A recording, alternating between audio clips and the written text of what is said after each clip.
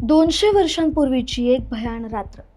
राजस्थानच्या कुलधरा गावासह आसपासच्या 83 गावातील हजारो लोक अचानक गायब झाली, कोणालाही न सांगता. आपली संपत्ती आणि घरदार सोडून ते रात्रीच्या अंधारात कुठे गेले हे आजही एक न सुटलेलं कोडच आहे. आजही त्या लोकांच्या वस्तू जिथल्या तिथे पडलेल्या आहेत, पण तिथे एकही माणूस नाही. पण त्या गावात नेमकं असं काय घडलं होतं की गावकऱ्यांना असा गाव सोडून जाण्याचा निर्णय घ्यावा लागला? राजस्थानच्या विस्तीर्ण वाळवंटात जैसलमेर पासून काही अंतरावर असलेलं हे एक गाव. या गावाचा इतिहास जेवढा समृद्ध होता तेवढाच त्याचा शेवट अत्यंत भयानक आणि रहस्यमय होता. या गावाबद्दल सांगायचं झालं तर 13व्या शतकात पाली भागातून आलेल्या पालीवाल ब्राह्मणांनी हे गाव वसवलं होतं. हे लोक अत्यंत कष्टाळू आणि तंत्रज्ञानात प्रगत होते. वाळवंटात शेती कशी करायची, पाण्याचं नियोजन कसं करायचं यात त्यांचा हातखंडा होता. त्यातही सिल्क रूटवर हे गाव असल्यामुळे इथे मोठा व्यापार चालायचा, त्यामुळे इथे प्रचंड श्रीमंती होती. सोन्या चांदीने भरलेल्या त्यांच्या तिजोऱ्या आणि आनंदी जीवन यामुळे कुलधरा हे राजस्थानातील एक आदर्श गाव होतं.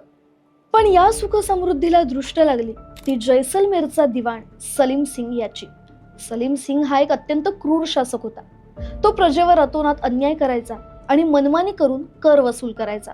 असंच एकदा कर वसुलीसाठी गावात आलेल्या या नराधमाची नजर गावच्या सरपंचाच्या सुंदर मुलीवर पडली. तिच्या सौंदर्याला भाळून आपल्या वयाचंही भान न ठेवता त्याने सरपंचाकडे तिच्याशी लग्न करण्याचा हट्ट धरला. एवढ्यावरच तो थांबला नाही तर त्याने गावकऱ्यांना एक भयानक धमकी दिली.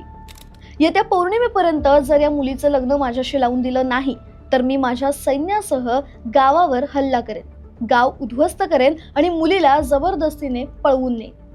आता गावावर मोठं धर्मसंकटच आलं होतं, कारण एका बाजूला मुलीची अब्रू होती आणि दुसऱ्या बाजूला संपूर्ण गाव उद्ध्वस्त होण्याची भीती. मग सरपंचाने तातडीने आसपासच्या 83 गावांची पंचायत बोलवली. त्यानंतर काय झालं हे जाणून घेण्याआधी गाजावाजाला सबस्क्राईब केलं नसेल तर नक्की सबस्क्राईब करा आणि आमचे असेच व्हिडिओ पाहण्यासाठी बेल आयकन क्लिक करायला विसरू नका. आणि त्याच रात्री पंचायतीने एक ऐतिहासिक निर्णय घेतला. आपल्या मुलीची अब्रू वाचवण्यासाठी आणि या जुलमी राजवटीतून सुटका करून घेण्यासाठी त्यांनी आपलं सर्वस्व, आपली पिढ्यानपिढ्यांची कमाई आणि घरदार सोडण्याचं ठरवलं. हजारो लोकांनी आपापल्या बैलगाड्या जुंपल्या, घरामध्ये जळत्या चुली, शेतातील उभी पिकं आणि पिढ्यानपिढ्या साठवलेली संपत्ती तिथेच सोडली आणि रात्रीच्या काळोखात कोणालाही पत्ता लागू न देता त्या 84 गावातील लोक बाहेर पडली. जाताना त्यांच्या डोळ्यात अश्रू आणि मनात प्रचंड संताप होता. गावाच्या वेशीवर उभ्या असलेल्या त्या गावकऱ्यांनी कुलधरेला एक शाप दिला. आजपासून या गावात कोणीही पुन्हा वस्ती करू शकणार नाही. जो कोणी इथे राहायला येईल त्याचा विनाश होईल. दुसऱ्या दिवशी जेव्हा सलीम सिंगचं सैन्य तिथे पोहोचलं तेव्हा त्यांना फक्त रिकामी घरं आणि एक भकास शांतता दिसली. हजारो लोक एका रात्रीत कुठे गेले याचा सुगावा कोणालाच लागला नाही. आजही इतिहासकार आणि शास्त्रज्ञ यावर चर्चा करतात की गावाचं हे पलायन पाण्याचा दुष्काळ किंवा भूकंपामुळे झालं असावं. पण जर केवळ नैसर्गिक कारण असतं तर 200 वर्षांनंतरही कोणीही तिथे पुन्हा का जाऊन राहिलं नाही? आज कुलधरा हे भारतातील सर्वात हॉन्टेड ठिकाण मानलं जातं. आज कुलधरा हे भारतीय पुरातत्व विभागाच्या म्हणजेच ASIच्या ताब्यात आहे. पर्यटकांना दिवसा तिथे फिरण्याची परवानगी असली तरी संध्याकाळी 6 नंतर तिथे कोणालाही थांबू दिलं जात नाही.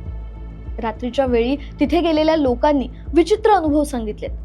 कुठून तरी रडण्याचे आवाज येणं, पावलांचे आवाज ऐकू येणं आणि अचानक तापमानात घट होणं, अशा अनेक घटना अनेकांनी अनुभवल्यात.